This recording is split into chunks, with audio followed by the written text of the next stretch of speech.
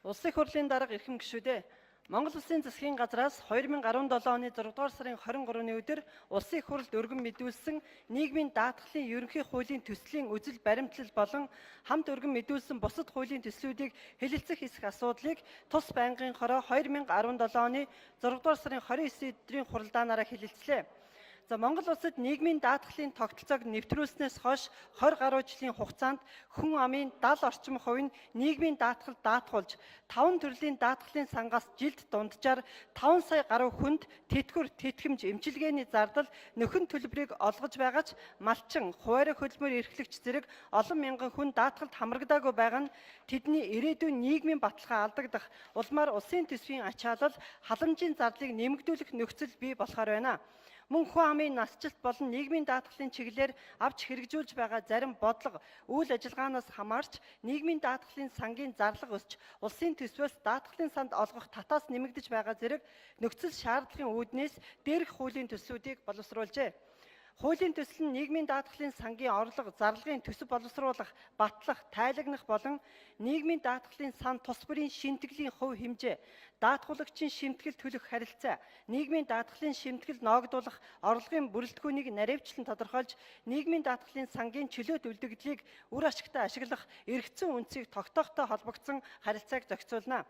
Мөн нийгмийн даатгалын байгууллага, ажилтнууд албан үүргээ тэгш, шударга, хариуцлагатайгаар гүйцэтгэх, бусдын нөлөөнд үл автах, ажил олгогч, даатгуулагчийн эрх, хууль ёсны ашиг сонирхлыг хүндэтгэх, үйл ажиллагаа нь ил тод нээлттэй байх зарчмуудыг хуулийн төсөлд тусгасан байна. Түүнчлэн хуулийн төсөл батлагдсанаар дараах өөрчлөлт шинжилт гарна. Үүнд нийгмийн даатгалын сангийн хөрөнгийг олон нийтийн өмч байхаар хуульчлана. За нийгмийн даатгалын шимтгэл ноогдуулах болон ноогдуулахгүй орлогыг тодорхой болгоно. Нийгмийн даатгалын сангийн хөрөнгийг зориулалт бусаар зарцуулгийг таслан зогсоож, сангийн чөлөөт үлдэгдлийг дан ганц арилжааны банкнд хадгалуулахаас гадна өсгөн арвижуулах чиглэлээр эдийн засгийн эргэлтэд оруулдаг болно. Чөлөөт үлдэгдлийг арилжааны банкнд бага хүүтэй хадгалуулж, орлого бууруулах нөхцөлийг арилгаж, зөвхөн хадгаламжийн дундаж хүүгээр хадгалуулдаг болно. Нийгмийн даатгалын үндэсний зөвлөлийн дэргэд мэрэгжлийн зөвлөгөө өгөх чиг үүрэг бүхий орон тооны бус хороо ажиллаж, хөрөнгө оруулалт, санхүүгийн эрсдлийн зөвлөгөө өгдөг болгоно. Даатгуулагчийн тэтгэвэр авах эрхийг баталгаажуулж, олон жил ажилласан даатгуулагч нас харгалзахгүй тэтгэвэр тогтоологдог болно. Тухайлбал эмэгтэй даатгуулагч 30 жил, эрэгтэй даатгуулагч 35 жил ажилласан тохиолдолд өөрөө хүсвэл өндөр насны тэтгэврээ тогтоолгох эрхтэй байхаар зохицуулж байна. Даатгуулагч хүсвэл тэтгэврийн наснаас хойш ажиллаж болох бөгөөд тэтгэврийн насанд хүрсэн ажилтны хөдөлмөрийн гэрээг ажил олгогчийн санаачилгаар цуцалдаг нөхцөлийг хүчингүй болгоно. Даатгуулагч бүрт нийгмийн даатгалын дугаар олгоно. Уг хуулийн төслийн үзэл баримтлалыг хэлцэх үеэр Улсын хурлын гишүүн Им Оюунчмаг Ц цогцлмооноор хуулийн төслийн үзэл баримтлал нь олон улсын валютын сангийн хөтөлбөртөө хэрхэн уялдаж байгаа талаар Улсын хурлын гишүүн Оюунчмаг саран гэрэлнаар хуулийн төсөл батлагдсанаар төсөвт дарамт бий болж эдийн засгт хүндрэл гарах эсэх. Улсын хурлын гишүүн Чин Зориг яагаад нийгмийн даатгалын багц хууль биш ерөнхий хуулийг дангаар нь өргөн барьсан тухай. Улсын хурлын гишүүн Элийн Хамгалан нийгмийн даатгалын санг арвижуулах бодлого хуулийн төсөлд туссан эсэх. Одоо байгаа 5 даатгалын сан цаашид хэрхэн үйл ажиллагаагаа явуулах, эрүүл мэндийн даатгалыг бие даалганд тусад нь гарах бодлогын шинжтэй зохицуултууд хуулийн төсөлд хэрхэн туссан талаар асуулт асууж хариулт авлаа.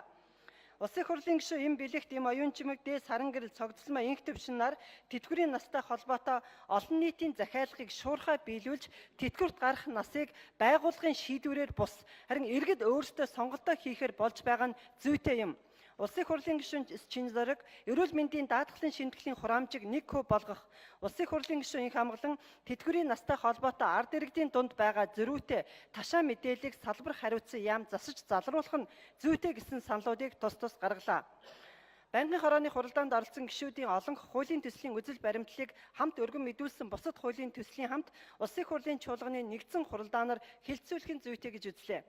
За Улсын хурлын эрхэм гишүүдээ нийгмийн даатгалын ерөнхий хуулийн төслийн үзэл баримтлал болон ажиллах хүч гадаадад гаргах, гадаадаас ажиллах хүч мэрэгжилтэн авах тухай хуульд өөрчлөлт оруулах тухай, ахмад насны тухай хуульд өөрчлөлт оруулах тухай, за гайлын тухай хуульд өөрчлөлт оруулах тухай, дипломат албаны тухай хуульд өөрчлөлт оруулах тухай, Монгол Улсын хэлийн тухай хуульд өөрчлөлт оруулах тухай, нийгмийн даатгалын сангаас олгох тэтгэвэр тэтгэмжийн тухай хуульд нэмэлт өөрчлөлт оруулах тухай, нийгмийн даатгалын сангаас олгох ажилгүйдлийн тэтгэмжийн тухай хуульд өөрчлөлт оруулах тухай, нийгмийн даатгалын сангаас олгох үйлдвэрлэлийн осол мэргэжлээс шалтгаалсан өвчний тэтгэвэр тэтгэмж төлбөрийн тухай хуульд өөрчлөлт оруулах тухай, нийгмийн даатгалын тухай хуулиудыг хэрэглэх журмын тухай хуулийг хүчингүй болсон тооцох тухай, хөдөлмөрийн тухай хуульд нэмэлт өөрчлөлт оруулах тухай, шүүхийн шийдвэр гүйцэтгэх тухай хуульд өөрчлөлт оруулах тухай, эрүүл мэндийн даатгалын тухай хуульд нэмэлт өөрчлөлт оруулах тухай хуулийн төслүүдийг хэлцэх хэсэг талаарх нийгмийн бодлого боловсрал, соёл шинжилгээ ухааны байнгын хорооны санал дүгнэлтийг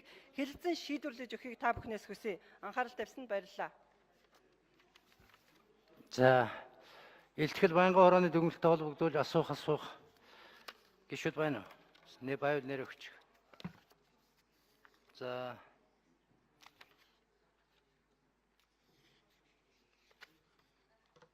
Амар заяа гишүүнээс таслая. Лүндэ Жансан гишүүн. За, бэлэг гишүүнийг нэмчих. Тэгэхээр энэ иргэд сонгогчтой уулзаад явж байхад энэ тэтгэврийн насны асуудлаар дээд хязгаар